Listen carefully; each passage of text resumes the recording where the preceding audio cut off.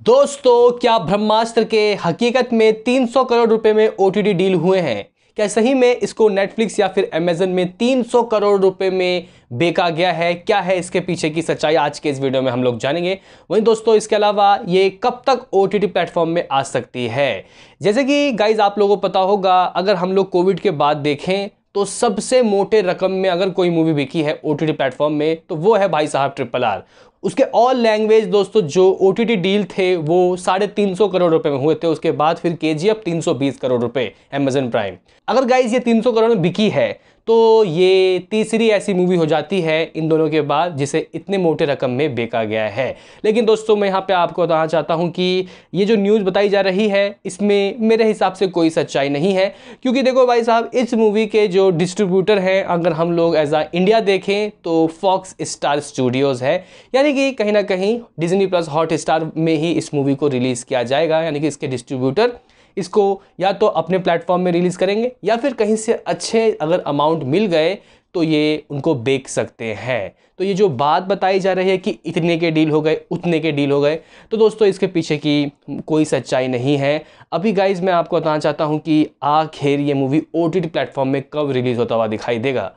देखो भाई, अभी आपको पता है गाइस, छोटी से छोटी और बड़ी से बड़ी मूवी अगस्त शुरू होते ही एक यहाँ पे बहुत बड़ा फैसला लिया गया कि OTT प्लेटफॉर्म में अभी हम मूवी को थोड़ा रुक के रिलीज़ करेंगे। क्योंकि एक महीने में OTT में अगर मूवीज़ आ जाती हैं तो लोग नहीं जाते भाई थिएटर में देखने। हम लोगों ने इससे पहले देखा शमशेरा, एक विलन रिटर्न्स, ये सभी एक महीने के अंदर भाई साहब OTT में आ गई। ऐसे में लोग थिएटर जो नहीं गए थे उनको कोई अफसोस हुआ नहीं।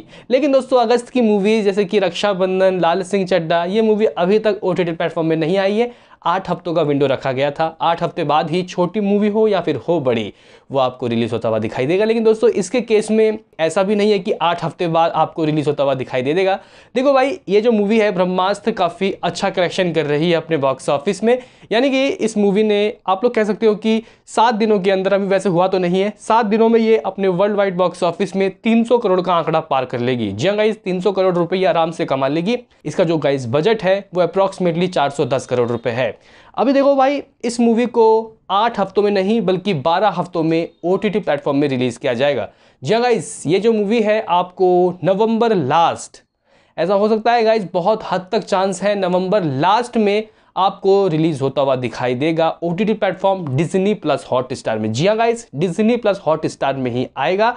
और अगर यहाँ पे ये जो मूवी है और अच्छा परफॉर्म करती है, 500-600 करोड़ रुपए कमा लेती है, तो दोस्तों हो सकता है कि डिस्ट्रीब्यूटर फॉक्स स्टार स्टूडियो ये इस मूवी को लेके नेटफ्लिक्स या फिर अमेजन प्राइम के पास जा सकते हैं और वो इस मूवी को अगर 200-300 करोड़ रुपए में खरीदते हैं इसके ऑल लैंग्वेज के वर्जन, तो हो सकता है कि गाइज ऐसा हो जाए। लेकिन फिलहाल 99% चांस है कि ये जो मूवी है डिज्नी प्लस हॉटस्टार में ही रिलीज होगी और ऐसा होता भी है।